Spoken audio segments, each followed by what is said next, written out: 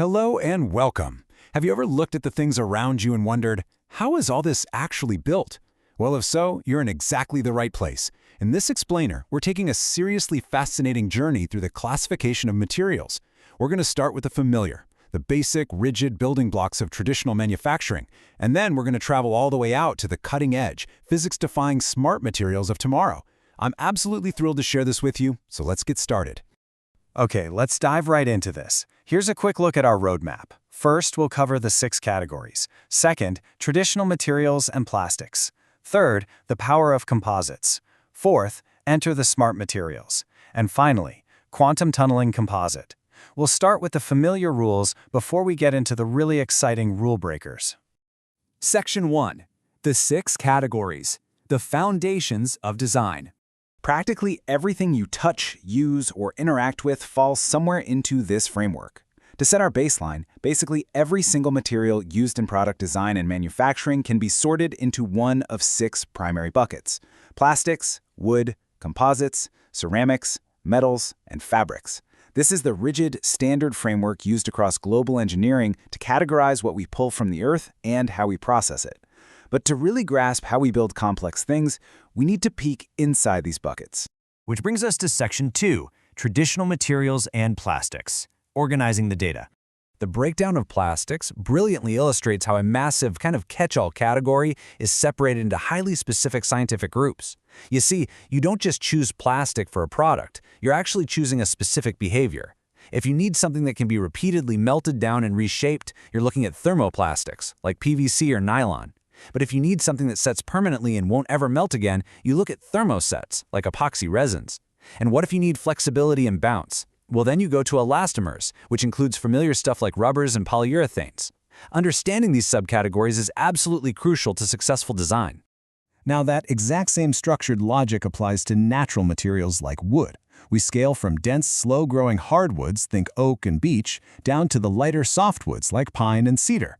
And, well, when nature's direct offerings aren't quite uniform enough for what we need, human engineering steps in to create manufactured boards like plywood and MDF, ensuring we have consistent properties for mass manufacturing. Before we move on from the traditional basics, we really have to touch on ceramics and metals. Metals are pretty straightforwardly split into ferrous, meaning they contain iron, and non-ferrous, but ceramics? They are incredibly diverse. These are compounds of metallic and non-metallic elements. We use oxides for insulation and carbides for heavy-duty tools. And perhaps most impressively, nitrides. That includes cubic boron nitride, which is a completely manufactured material that's literally second in hardness only to a diamond. Let's transition to Section 3, the power of composites, better together. Sometimes a single material just doesn't cut it for modern engineering demands. So the crucial point is this: a composite is literally stronger or just better performing together than its individual parts are apart. By taking 2 or more chemically distinct materials and combining them, we create a brand new material with completely superior physical characteristics. We're essentially cherry-picking the absolute best traits from different elements to solve really complex design problems. And why does this matter in the real world? Well, imagine you're building an airplane wing, or maybe the hull of a racing boat. You need materials that are exceptionally strong and incredibly stiff, but they absolutely cannot be heavy. Composites, like reinforced plastics or laminates, offer a massively high strength-to-weight ratio. They give us the rugged durability of a heavy material, but without the mass, which is exactly why they completely dominate the aerospace, marine, and sporting goods industries today. Up to this point, we've talked about materials that, well, just sit there. Wood, plastic, composites, they're passive. You shape them and they do their job. But I want you to think about a pretty wild concept for a second. What happens when materials stop being passive? What happens when they actively react to the environment on their own, completely defying our standard expectations? That brings us to Section 4, enter the smart materials, the rule breakers. This is where the real magic of this explainer begins. Now, what's really interesting here is a totally unique polymer called polymorph. This stuff actively changes its properties based on heat. If you drop it into hot water, it fuses and becomes highly pliable, meaning you can literally mold it by hand. In fact, it's widely used to sculpt custom molds like motorcycle vacuum-formed seats or fuel tanks. But here's the real kicker. When it cools down and solidifies, it takes on structural properties very similar to tough nylon. It's a custom molding powerhouse, and you don't even need massive industrial machines to use it.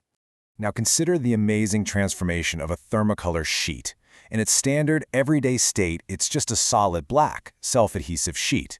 But apply a little heat, and it dynamically shifts into this glowing, multicolored state. Its color actually changes entirely based on the exact temperature it's exposed to. And this isn't just a neat little party trick. It has immense practical value. We're talking strip thermometers, safety heat warning patches on heavy machinery, and some seriously engaging product packaging. And finally, Section 5, Quantum Tunneling Composite, Defying Physics. As amazing as Polymorph and Thermocolor are, let's move to and see how this builds into the final and definitely the most mind-bending material in our explainer today. Quantum Tunneling Composite, or QTC, behaves like a total contradiction. In its normal resting state, it is a perfect insulator. That means electricity cannot pass through it at all. But when you compress it, it suddenly becomes a perfect conductor. And it gets even cooler. If you only lightly compress it, its conductivity is exactly proportional to the pressure applied. So the harder you press, the more electricity flows. But honestly, how is that even possible?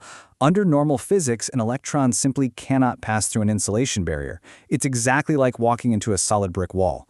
But QTC completely throws normal classical physics out the window. It relies on quantum physics theory. At a microscopic level, when the material is squeezed, it forces metallic particles close enough together that a wave of electrons can actually tunnel entirely through the insulator barrier. The electrons don't break the wall, they effectively bypass it through the magic of quantum mechanics. We moved all the way from the basic buckets of wood and standard plastics to materials that leverage quantum waves to pass electricity through solid insulators. It's just wild. So I want to leave you with this final provocative thought. How will smart materials that instantly change conductivity with a light touch or shift color just from simple body heat, completely revolutionize the everyday products you use? The line between science fiction and product design is blurring faster than ever. Thank you so much for joining me on this deep dive, and keep questioning the physical world around you.